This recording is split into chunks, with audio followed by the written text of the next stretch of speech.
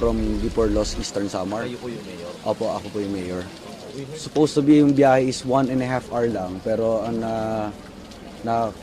nakuha namin ng mga 8 hours kasi sobrang tagal talaga ng biyahe. Kasi kailangan namin buhatin, kargahin yung mga motor namin para makapass lang kami. Kailangan talaga namin kasi parang napansin ko na wala po talagang I took the initiative na lang, sugal talaga eh. Kasi kawawa na, nagugutom na yung mga tao namin. Kulang na yung pagkain na prepare namin para sa bagyo. And it's only day 1. Paano kaya yung day 2 pa, day 3? So parang I took the initiative na parang kailangan kong pumunta rito para mag-ask ng help. Basically, to ask help, magmakaawa sa kahit kanino para magkaroon kami ng pagkain doon. Pagkain, tubig at saka kahit paano shelter man lang. Pag alis ko po doon, I could definitely say all 95 to 98% ng mga household destroyed.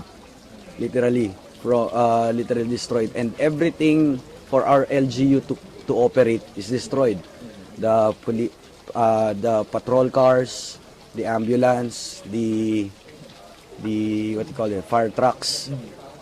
Yon, so sira na siya, tsaka yung munisipyo mismo namin totally damaged, lahat ng mga paperworks basa, the police station inoperational, buti na lang wala kami mga preso, kundi kung may preso kami siguro nakawala na. The fireman's house wala rin, schools, every classrooms are destroyed. This is Yolanda's.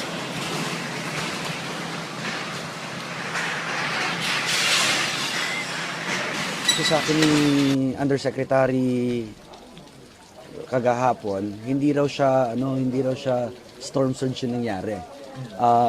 It's called severe wind. Sa town namin. Severe wind. You can imagine na talagang dalawang bahay na magkatabi, hindi mo makita kahit nandyan na. 6:30 a.m. At sobrang kapal ng hangin tsaka nung ulan. Pero yung ulan namin, hindi masyado. Pero yung hangin talaga, devastating talaga yung hangin. Wala naman kami, not like here in Tacloban na nalunod yung tao. Sa amin, ang mga cause ng pinamatay is nabagsakan siya ng wall or nilamig.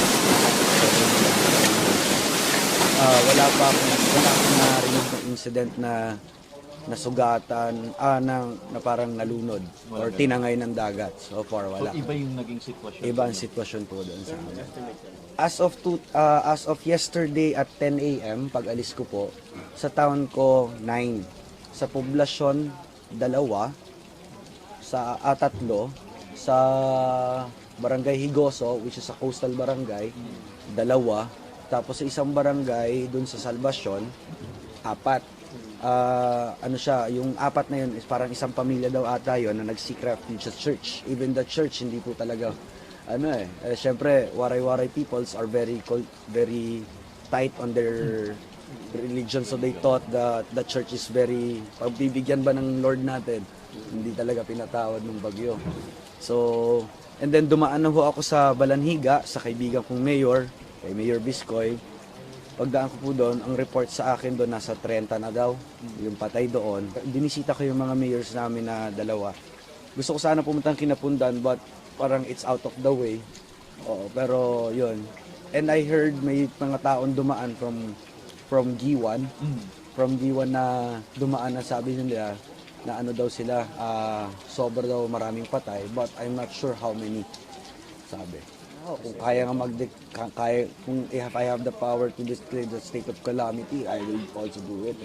But to tell you again, everything for our LGU to function is destroyed. Everything talaga. For message for our people from Region 8, especially the Estehanons, be matibay. Waray-waray good kita. Waray lain ni.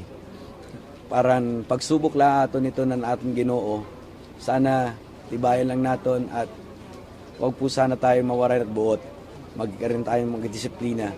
Basta maging matibay tayo at lagi tayong huwag natin kakalimutan ng nasa taas. Magdasal po tayo.